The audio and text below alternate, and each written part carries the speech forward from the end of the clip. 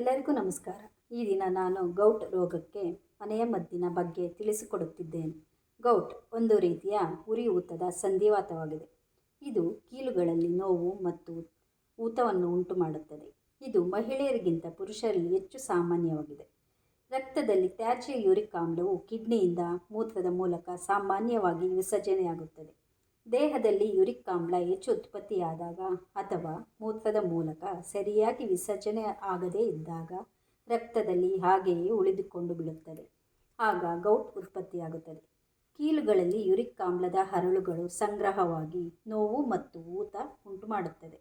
ಇದಕ್ಕೆ ಶುಂಠಿಯಿಂದ ಮನೆಮದ್ದನ್ನು ಮಾಡುತ್ತಿದ್ದೇನೆ. ಶುಂಠಿಯನ್ನು ತೆಗೆದುಕೊಂಡು ಅದನ್ನು ಕುಟಾಣಿಯಲ್ಲಿ ಹಾಕಿ ಕುಟ್ಟಿ ಪೇಸ್ಟ್ ಮಾಡಬೇಕು. ಈ ಪೇಸ್ಟನ್ನು ಒಂದು ಬಿಳಿಯ ಬಟ್ಟೆಯಲ್ಲಿ ಹಾಕಿ ನೋವಿರುವ ಜಾಗಕ್ಕೆ ಅದನ್ನು ಬ್ಯಾಂಡೇಜ್ ರೀತಿ ಸುತ್ತಬೇಕು.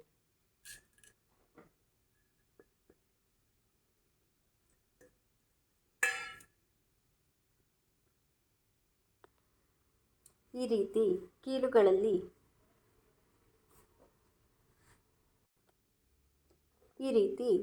ನೋವಿರುವ ಜಾಗದಲ್ಲಿ ಬ್ಯಾಂಡೇಜ್ ರೀತಿ ಇರುವ ಬಟ್ಟೆಯನ್ನು ಕಟ್ಟಬೇಕು. ಆನಂತರ ಅದನ್ನು 1 ಗಂಟೆ ಅಥವಾ 2 ಗಂಟೆ ಬಿಟ್ಟು ತೆಗೆಯಬೇಕು. ಈ ರೀತಿ ಮಾಡಿದರೆ ಕೀಲುಗಳಲ್ಲಿರುವ ನೋವು ಊತ ಕಡಿಮೆಯಾಗುತ್ತದೆ. Thank you for watching.